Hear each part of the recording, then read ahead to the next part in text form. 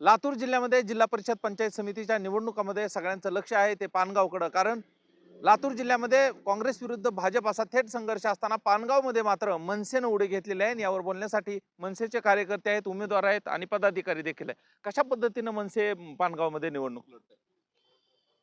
पानगावमध्ये महाराष्ट्र नवनिर्माण सेनेच्या माध्यमातून गेल्या अनेक वर्षापासून आम्ही इथं समाजकार्य करतोय. समाजातल्या प्रत्येक अडचणीसाठी, ती शेतकरी, शेतमजूर, गोरगरीब प्रत्येक अडचणीसाठी आम्ही धावत गेलोय आणि प्रत्येक प्रश्न सोडवलाय. आणि या उलट जर आपण बघितलं, जे उमेदवार पंचायत समिती जिल्हा परिषदला गेल्या 25 वर्षापासून इथं निवडून आलेत, ते फक्त निवडून येणे आणि गायब होणे अशा प्रकारचा प्रोग्राम त्या लोकांनी लावलेला आहे. एकानंही एकही काम केलेलं नाही. आम्ही तर सर्वांना खुलं आवाहन केलंय, 25 वर्षातले तुमचे निवडून आलेले उमेदवार आणि त्यांनी केलेली 10 कामं सांगायची आणि आम्ही कसल्याही प्रकारे सत्तेत नसताना सुद्धा आम्ही केलेली 100 कामं पानगावातली आम्ही सांगतो. परंतु तरी ते तयार नाहीत, कारण त्यांनी काम केलेलंच नाही. त्याच्यामुळं या निवडणुकीमध्ये 100% महाराष्ट्र नवनिर्माण सेनेचा विजय होणार आहे असं जनता सांगते. जनतेनं काय असणार आहे हे? खरं तर भाजप विरुद्ध काँग्रेस आता थेट सामना अनेक ठिकाणी पाहायला मिळतोय. पानगावात कसं चित्र आहे असं वाटतं तुम्हाला? आता महाराष्ट्र नवनिर्माण सेना इथं नंबर 1ला आहे. हां, आता नंबर 2 आणि 3 साठी त्यांची शर्यत आहे, हां. अशी लढाई आहे. बरं. कुठल्या मुद्द्यांवरती तुम्ही लोकांपर्यंत जाताय? कुठल्या मुद्द्यावरती ही निवडणूक होती पानगावची? इथं ज्या सर्वसामान्यांच्या अडचणी आहेत, ज्या सर्वसामान्यांच्या अडचणीसाठी लोक परेशान असतात, ते कसल्याही प्रकारच्या अडचणी सोडवल्या गेलेल्या नाहीत. गावागावाला जोडणारे रस्ते असतील, गावातला अंतर्गत विकास असेल किंवा गावामध्ये ज्या सुविधा द्यायला पाहिजेत. आता हाच आपल्या समोरचा जो रस्त्याचा प्रश्न आहे, हा रस्ता कमीत कमी 10 वर्ष इथं रखडलेला होता. या रस्त्याकडे कोणीही लक्ष देत नव्हतं. शेवटी महाराष्ट्र नवनिर्माण सेना इथं या रस्त्याच्या प्रश्नासाठी अनेक वेळा आम्ही आंदोलनं केले. इथं बेशरमाची झाडं लावली, पुन्हा रस्ता रोको आंदोलनं केली आणि पुन्हा इथले राजकारणी लोक जे जिल्हा परिषद पंचायत समितीला निवडून ते तर कसलंच बघत नव्हते. शेवटी जनता रस्त्यावर उतरली, मनसे त्यांच्या सोबत राहिली आणि त्यानंतर हा रस्त्याचा प्रश्न सोडला. असे वेगवेगळे प्रश्न आहेत. गोरगरिबाच्या प्रत्येक अडचणीच्या संदर्भानं आम्ही या ठिकाणी रस्त्यावरती उतरून आज या ठिकाणी मैदानात उतरलेलो आहोत. उमेदवार ही माझ्यासोबत आहे. कुठल्या मुद्द्यांवरती ही निवडणूक आणि किती वेगळी आणि महत्वाची निवडणूक आहे वाटतं मनसेसाठी? मी डॉक्टर सुनील नागरगोजे पानगाव गटातून मनसेतर्फे उभा आहे. मी गेली 25 वर्ष आरोग्य सेवा वैद्यकीय व्यवसायाच्या निमित्तानं पानगावात घरोघरी पोहोचलेला आहे. मी दर सोमवारी फ्री चेकअप असते माझा आणि प्रत्येक येणाऱ्या रुग्णसेवा सोडून दुसऱ्या पण येणाऱ्या प्रत्येक गोरगरिबाच्या अडचणी इथं बसून मी सोडवतो आहे.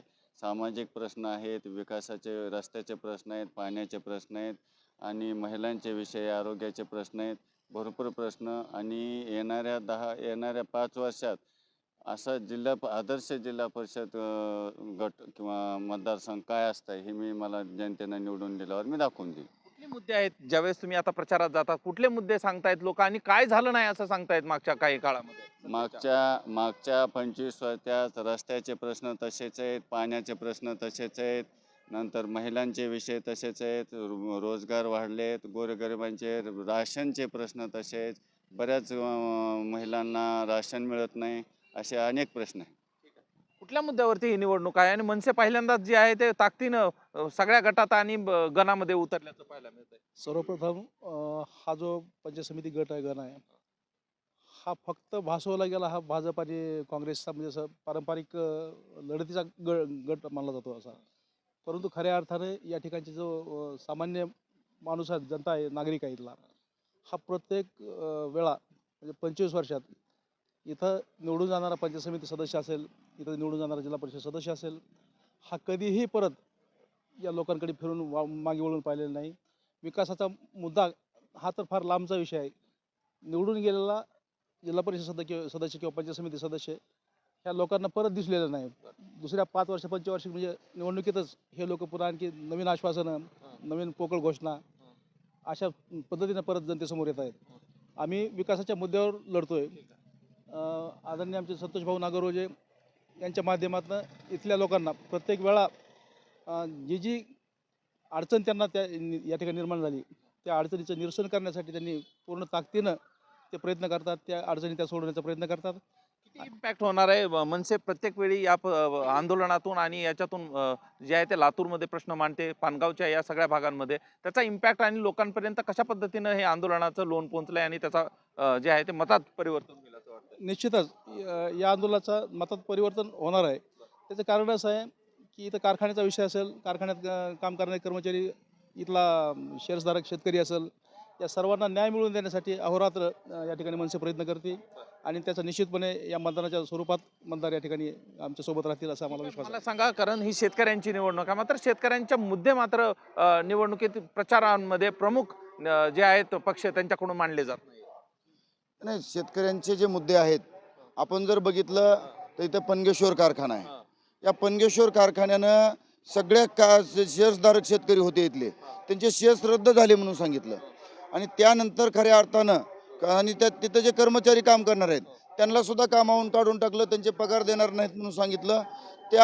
त्यानंतर खऱ्या अर्थानं इथं भारतीय जनता पार्टीनं त्या शेतकऱ्यांच्या कर्मचाऱ्यांच्या पाठीमागं खंबीरपणानं उभं टाकण्याची गरज होती, कारण ते भारतीय जनता पार्टीच्या विचारसरणीचे लोक होते. परंतु भारतीय जनता पार्टी इथं ह्या भागात फक्त निवडणुकापुरती लोकांसमोर येते. त्यांनी त्या शेतकऱ्यांच्या कर्मचाऱ्याच्या प्रश्नासाठी काही केलं नाही. मी आंदोलन केलं, मी मोर्चा काढला, मी ऊस परिषद राजू शेट्टींना बोलून इथे घेतली, मी ठिय्या आंदोलन केलं, हवा छोडो आंदोलन केलं. शेवटी कारखान्याला माघार घ्यावी लागली आणि माघार घेऊन जवळपास आत्ता मी 80 कर्मचाऱ्यांना कामावरती लावलंय. हे सगळे मुद्दे आणि हे सगळे आंदोलनाचा इम्पॅक्ट आणि हे सगळं मतात परिवर्तित होईल असं वाटतं का तुम्हाला? 100% मतात परिवर्तित होणार आहे. कारण तुम्ही एक लक्षात घ्या, ज्या वेळी गोरगरीब जनतेला अडचण आली आहे, इथं मी सामुदायिक विवाह सोहळे घेतलेले आहेत. इथं कोरोनाच्या काळामध्ये मी म्हणजे घरोघर जवळपास राशन वाटप केलंय. घराच्या बाहेर गोरगरिबांना पडणं मुश्किल झालं.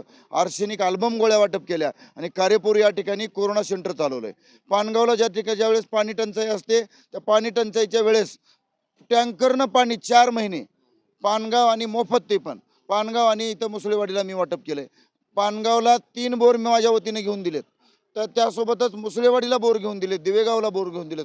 म्हणजे ज्या ठिकाणी ज्या प्रकारची अडचण आहे, ग्रामपंचायतचं जरी काम असलं, तर इथं पानगावात जवळपास 70 मर्क्युरी अनेक भाग असे होते जिथं 8-8 महिन्यापासून वर्षापासून लाईट नव्हती.